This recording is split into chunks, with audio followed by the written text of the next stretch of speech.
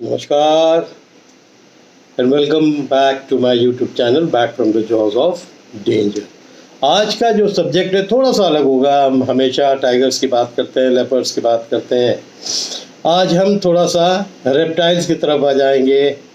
बारिश का सीज़न है और बारिश में हम सब जानते हैं, चाहे वो जंगल हो, चाहे वो हमारे शहर के घर हो, उसके इर्द गिर्द ये सांपों के निकलने का टाइम है।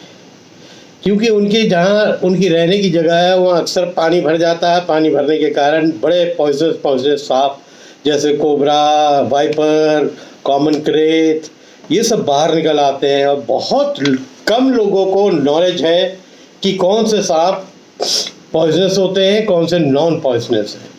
और सांप देखते ही लोग घबरा जाते हैं, बस लाठी लिया उसको मार दिया, बगैर ये जाने कि कारण क्या हुआ है। उसका सांप निकला, उसकी नॉलेज होना बहुत ज़रूरी है। मैं कुछ डेटाज और कुछ फैक्ट्स आपको बताता हूँ।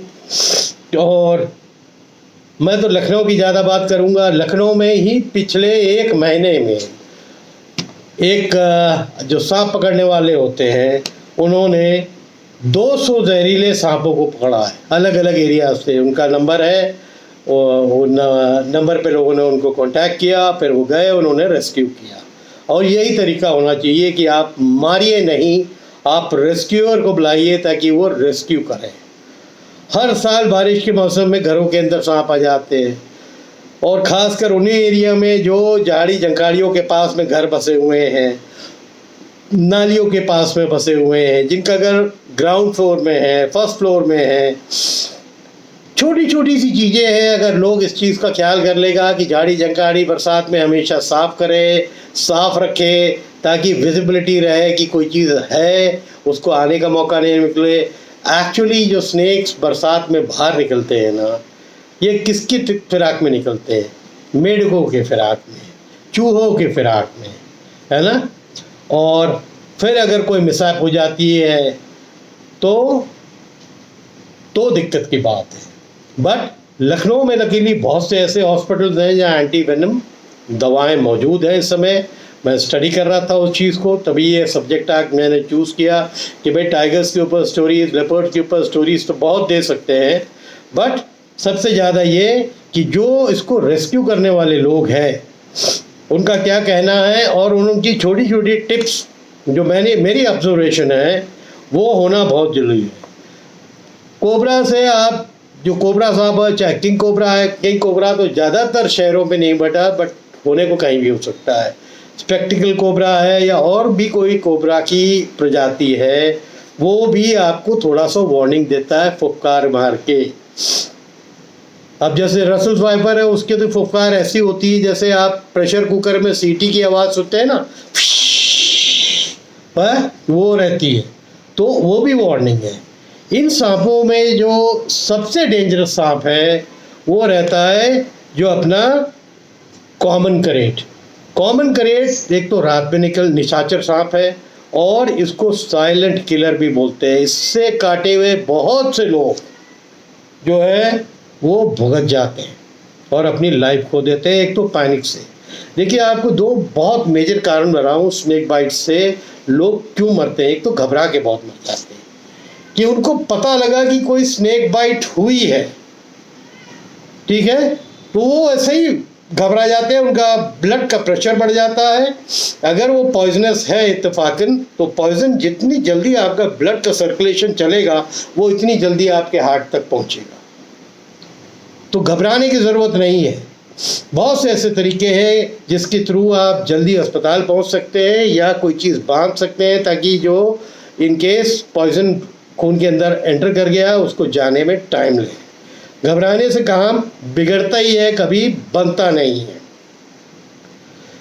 कोबरा जो है खतरा महसूस करते ही पुकारने लगता है ना, या हिस की आवाज़ निकालता है, तो वो इंडिकेशन है कि ये जो है अपने को सिक्योर फील नहीं कर रहा है या अटैक कर सकता है।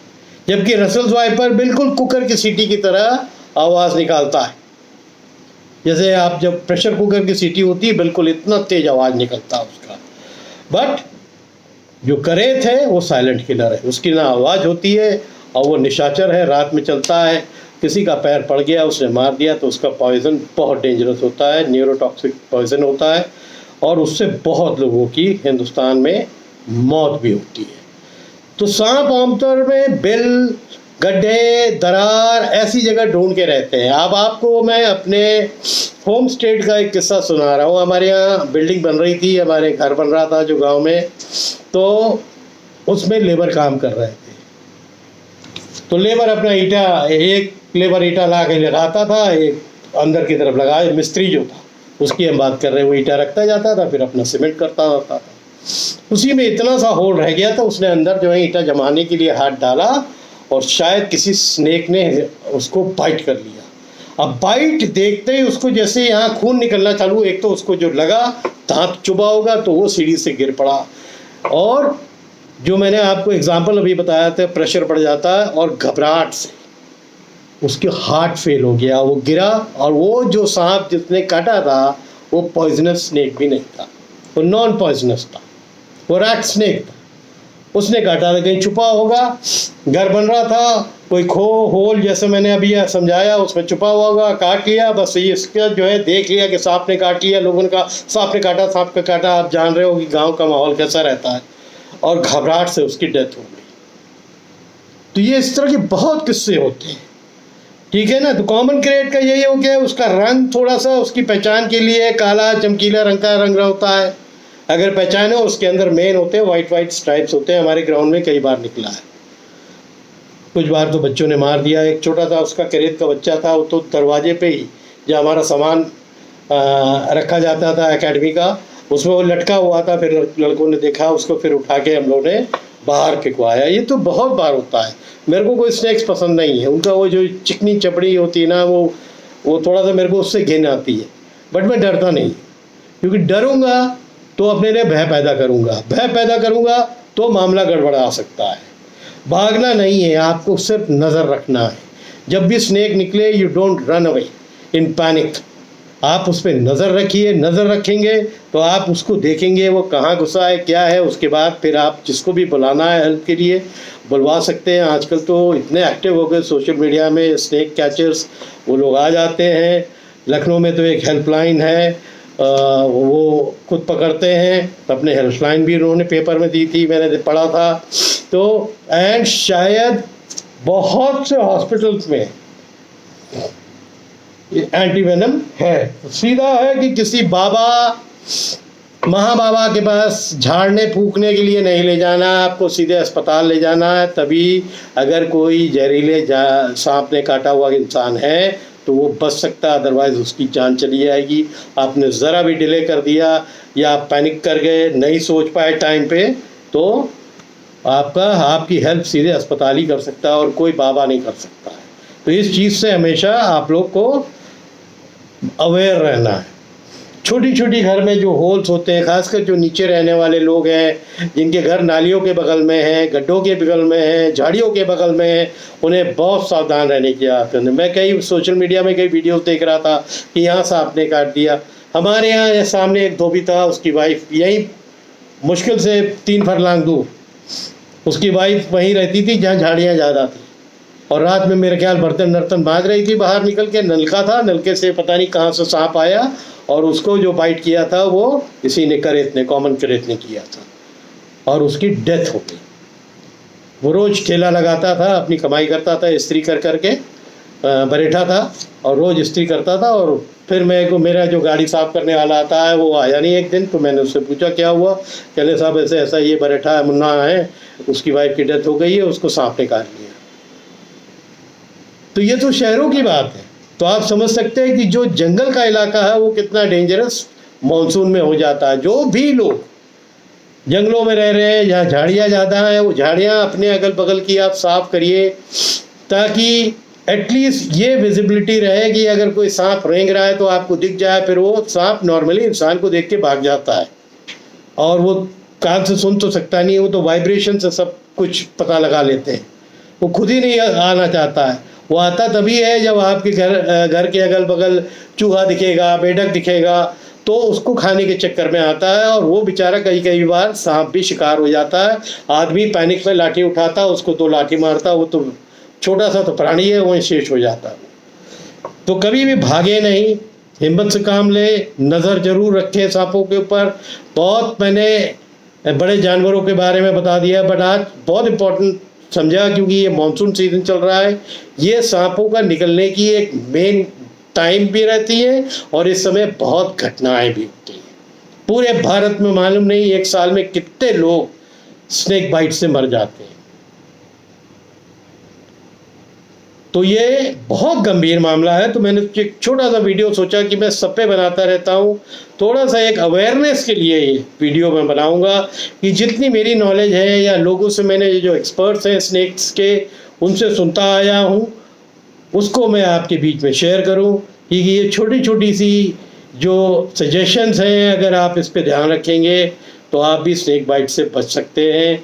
और बरसात में हमेशा अगर आप ऐसी जगह रहते हो जहाँ वो नीचे का हिस्सा है या नाली के आसपास का हिस्सा है या झाड़ी झंकाड़ी के इलाके का है तो सुबह जो जूते अगर आप बड़े वाले पहनते हैं उसको आप झाड़िए, मोजे को झाड़िए, क्योंकि कभी भी छोटा सांप उसके अंदर वार्म लेने के लिए, गर्मी लेने के लिए घुस के बैठ जाता है।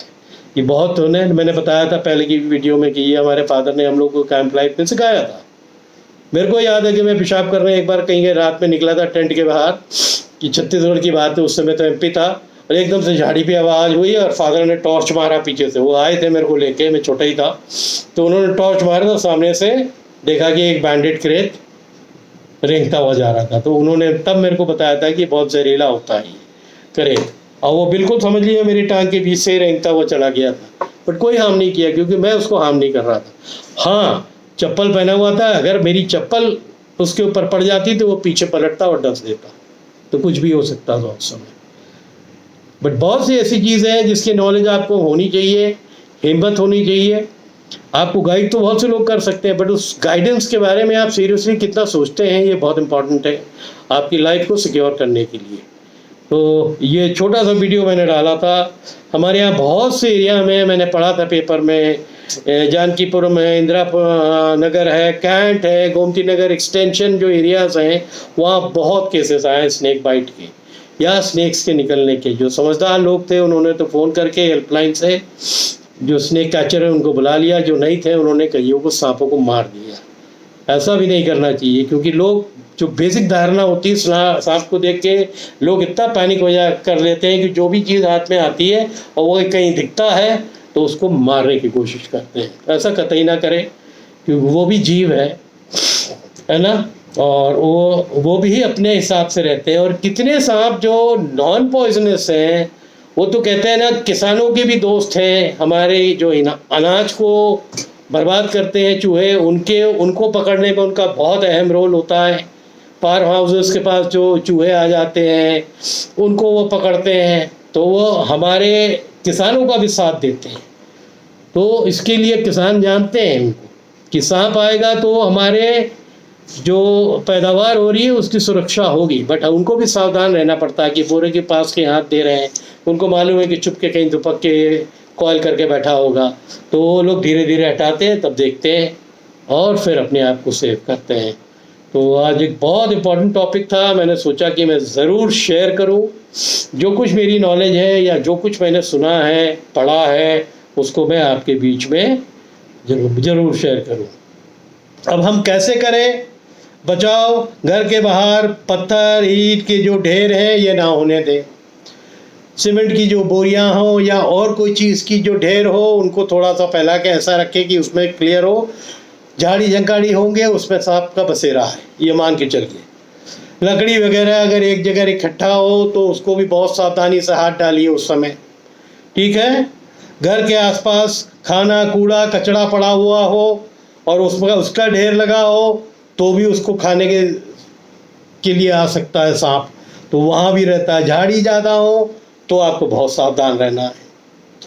दरवाजे के नीचे बहुत ज़्यादा गैप होगा, खासकर जो लोग नीचे सोते हैं अपनी अपनी झोपड़ियों में, उनके लिए बहुत खतरा होता है। और उस तरह के कई स्नेक बाइट्स हुए हैं हिंदुस्तान के अंदर कि रात को बेचारा सो रहा है थका मदा आके अपना आदमी, और नीचे उसका जो है झोपड़ी के जो दरवाज़ा था उसमें गैप मोटा था, और रात का टाइम होता है, काफ़ी सांपों का ऑपरेट करने का आए। अब वो देखने तो आते हैं कुछ चूहा मिल जाए, बट ऐसी में आपका पैर हिला, उसने सिक्योरिटी के लिए लिया और डस दिया आपको। और जब तक आप समझे कि क्या हुआ, स्नेक बाइट हुई और बहुत पॉइजनस है, कोबरा ने काटा है या वाइपर ने काटा है या करेत ने काटा है, आप जब तक रिएक्ट करेंगे और पैनिक करेंगे, पैनिक तो कतई ना करें, स्नेक बाइट कोई भी हो, पैनिक करेंगे आपका ब्लड का फ्लो तेज होगा, तो जो भी आपका सर्कुलेट हो रहा है ब्लड आपके हार्ट की तरफ, वो बहुत स्पीड से ऊपर चला जाएगा। और जो लोग काटने के बाद पैनिक नहीं करते हैं और जो भी उसकी रोकथाम है उसके लिए तैयारी करते हैं, वो कई बार मुंह बिल्कुल समझिए मौत के मुंह से बच के वापस चले आते हैं।